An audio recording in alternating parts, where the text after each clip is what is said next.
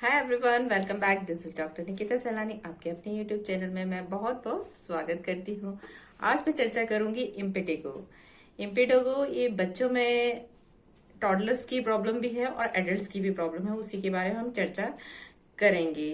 But उससे पहले please channel को सब्सक्राइब कर लें, जिससे आने वाली न्यू इन्फॉर्मेशन आपको टाइम टू टाइम मिलती रहे।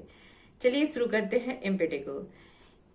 इम्पेटिगो एक बैक्टीरिया की इन्फेक्शन से होती है, जिस बैक्टीरिया का नाम स्टेफाइलोकोकस ऑरियस और स्ट्रेप्टोकोकस पाइजिनस होता है।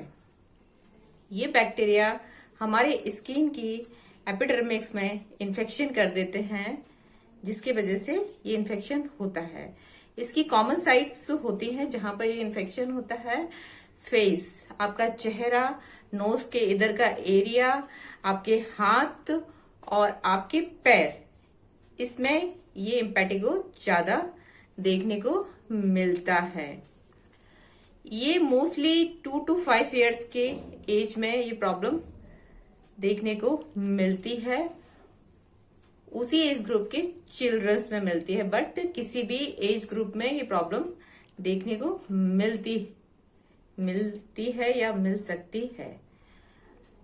इसे प्राइमरी इम्पेटिगो भी कहा जाता है तब जब यह इन्फेक्शन स्टेफाइलोकोकस या स्ट्रेप्टोकोकस इन्फेक्शन आपकी स्किन में, हेल्दी स्किन में होता है, तब इसको प्राइमरी इम्पेटिगो कहा जाता है। सेकेंडरी इम्पेटिगो इसको तब कहा जाएगा तब किसी माइनर कट से या आपकी इंसेक्ट बाइट से,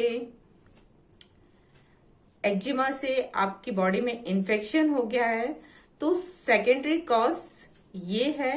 इस वजह से इसको सेकेंडरी इम्पेटिगो कहा जाता है।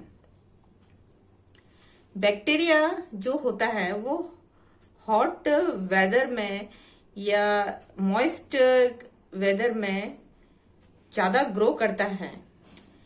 आप ऐसा समझ सकते हैं कि जो गर्म एरियाज रहते हैं, वार्म क्लाइमेट वाले एरिया रहते हैं या ह्यूमिड क्लाइमेट एरियाज रहते हैं, उनमें हर साल ये इम्पेटिगो की प्रॉब्लम देखने को मिलती है। इसमें वर्ल्ड वाइड रिसर्च की गई है, तो 162 मिलियन चिल्ड्रन पर ईयर्स अफेक्टेड होते हैं। इम्पेटिगो ज्यादा कॉमन डेवलपिंग कंट्रीज में होता है या पुअर सैनिटेशन कंट्रीज होती हैं, जहां पर इंडस्ट्रियल एरियाज रहते हैं, वहां पे प्रॉपर हाइजीन नहीं होती, उस जगह पर इम्पेटिगो की प्रॉब्लम बहुत ज्यादा देखने को मिलती है। अब बात कर लेते हैं हम इसके कॉजेस। जैसा कि मैंने पहले बताया, कॉजेस ये बैक्टीरिया से होता है, स्टेफाइलोकोकस और स्ट्रेप्टोकोकस ऑरियस बैक्टीरिया से।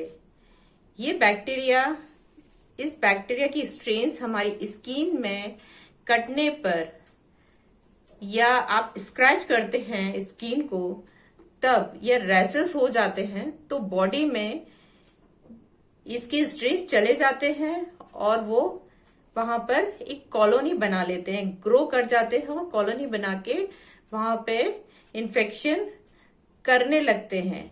ये टोटली कंटेजियस प्रॉब्लम है, मींस टच करने से फैलती है।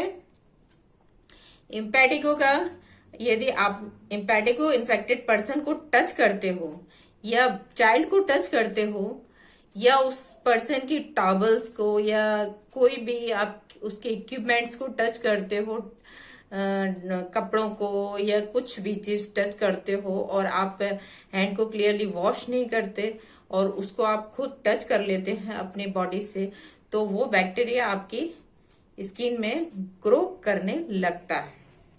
बट स्टेफाइलोकोकस बैक्टीरिया जो होता है वो हमारे एनवायरमेंट में, मीन्स वातावरण में प्रेजेंट होता है, लेकिन ज्यादातर देखा गया है जो लोग इस बैक्टीरिया के अभाव में रहते हैं, बट उनको ये प्रॉब्लम नहीं होती, किसी को देखने को मिलती है, जरूरी नहीं है कि सभी को ये प्रॉब्लम देखने को मिलती है। स्टेफाइलोकोकस बैक्टीरिया आपकी नोज में रहता है। अगर वो नोज का जो सीक्रेशन है आपके यहाँ पर सराउंडिंग या इधर लिप्स के पास स्प्रेड हो जाता है, तो उस बैक्टीरिया का इन्फेक्शन आपकी स्किन में पहुंच जाता है, जिसके कारण वो ग्रो करके कॉलोनी फॉर्म करके यहाँ तक इसकी इम्पैटिगो होने लगता है और वो वहां से और दूसरी अदर साइड पे भी स्प्रेड होने लगता है। अगर कुछ रिस्क फैक्टर्स की बात करें कि किन किन रिस्क फैक्टर से ये प्रॉब्लम आपकी और बढ़ सकती है, तो स्किन में यदि आपको एक्जिमा है तो आपको इम्पैटिगो की प्रॉब्लम भी हो सकती है, या डर्मेटाइटिस है, स्किन में किसी टाइप का इन्फ्लामेशन है, या आपको कह सकते हैं सोरियासिस है, या आप ये कह सकते हैं इम्यून सिस्टम आपका कॉम्प्रोमाइज्ड हो गया है कोई सीवियर प्रॉब्लम से, क्रोनिक प्रॉब्लम से, जैसे कि HIV है या अदर कोई भी क्रोनिक प्रॉब्लम है जिसकी वजह से आपका इम्यून सिस्टम कॉम्प्रोमाइज हो गया है, वो भी इसका बहुत मेजर कॉज है। इची इन्फेक्शंस कुछ होते हैं, जैसे कि आपके बालों में लीज है तो लीज जो खुजाने से वहां पे स्क्रैच डेवलप होते हैं तो बैक्टीरिया का ग्रो करने लगता है और इन्फेक्शन हो जाता है। या आपकी बॉडीज में स्कैबिस है तो स्कैबिस भी इसका इम्पैटिगो का एक कॉज बन सकता है। हर्पीस जो होती है वो भी इम्पैटिगो में कन्वर्ट हो सकती है। या चिकन पॉक्स जो छोटी माता जिसको कहा जाता है, आप लोकल लैंग्वेज में छोटी माता कहते हैं चिकन पॉक्स, उससे भी जो इसका पस रहता है वो बाद में स्प्रेड होकर आपको इम्पैटिगो भी फॉर्मेशन कर सकता है। अब बात कर लेते हैं हम इसके क्या क्या सिम्टम्स हैं।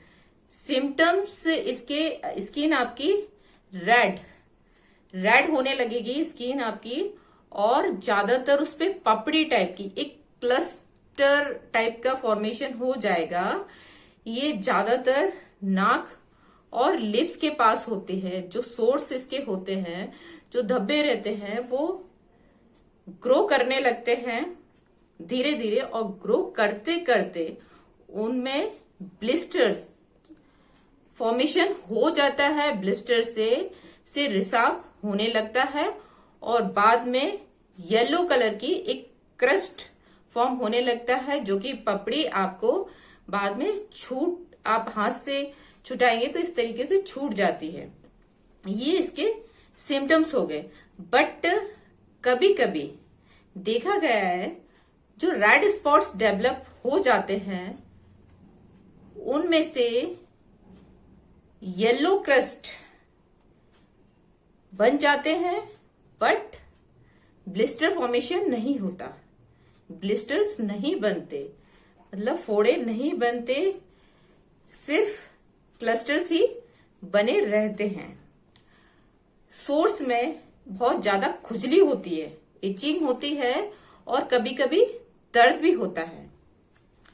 क्रस्ट फेज खत्म होने के बाद जो रेड मार्क्स रह जाते हैं वो रेड मार्क्स धीरे धीरे फेडअप हो जाते हैं और स्कार नहीं छोड़ते, स्किन आपकी क्लियर होती है।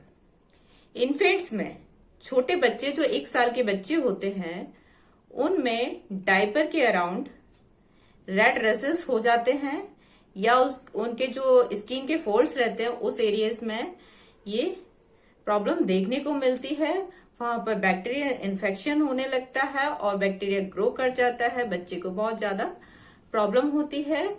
इस प्रॉब्लम से बच्चे को फीवर भी आने लगता है और कभी कभी शिवरिंग भी होने लगती है।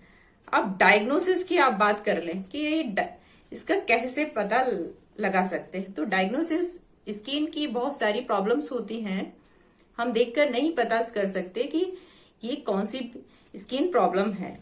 इसके लिए आपको डॉक्टर के पास जाना है और कंसल्ट करना है। डॉक्टर आपका एक टेस्ट कराएंगे जिसमें कि आपका जो फ्लूइड है जो सोर्स का फ्लूइड है उसका थोड़ा सा डिस्चार्ज लेंगे, उस डिस्चार्ज का कल्चर किया जाएगा, उसमें पता किया जाएगा कि कौन सा इन्फेक्टिव एजेंट है जो ये प्रॉब्लम क्रिएट कर रहा है। तो उसमें बैक्टीरिया की प्रॉपर फाइंडिंग हो जाएगी, कल्चर जो भी बैक्टीरिया है आपका कल्चर करने पर ग्रो हो जाएगा और पता चल जाएगा कि स्टेफेलोकोकस बैक्टीरिया है कि स्ट्रेप्टोकोकस बैक्टीरिया। तो ये दोनों बैक्टीरिया इम्पैटिगो के लिए रिस्पॉन्सिबल कर रहते हैं, इसीलिए then we find out there is an impetigo problems. Okay, अब बात कर लेते हैं हम प्रिवेंशंस की, कि आपको क्या क्या प्रिवेंशंस रखनी है जिससे कि आप ये इम्पैटिगो की प्रॉब्लम से ग्रसित ना हो।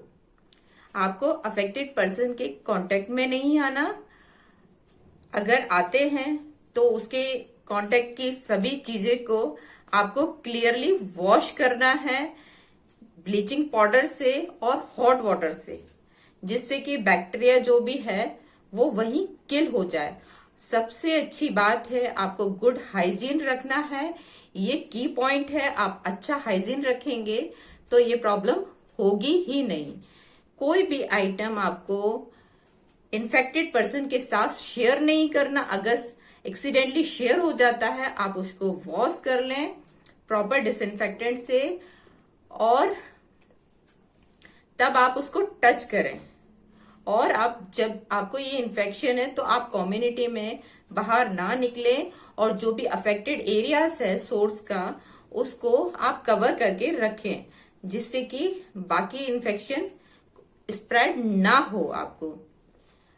और जो भी आपका घाव हो जाता है, वुंड हो जाता है, इंसेक्ट बाइट करता है आपको, उस एरिया को आपको प्रॉपरली प्रोटेक्ट करना है, ढक के रखना है, जिससे कि आपको ये इन्फेक्शन ना हो।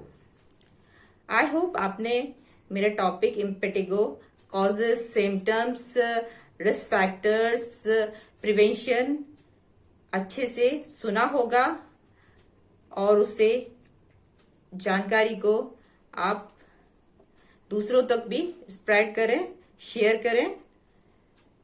आज के लिए बस इतना ही। मैं डॉक्टर निकिता सैलानी नेक्स्ट वीडियो लेकर जल्द मिलूंगी। Thank you so much, thanks for watching.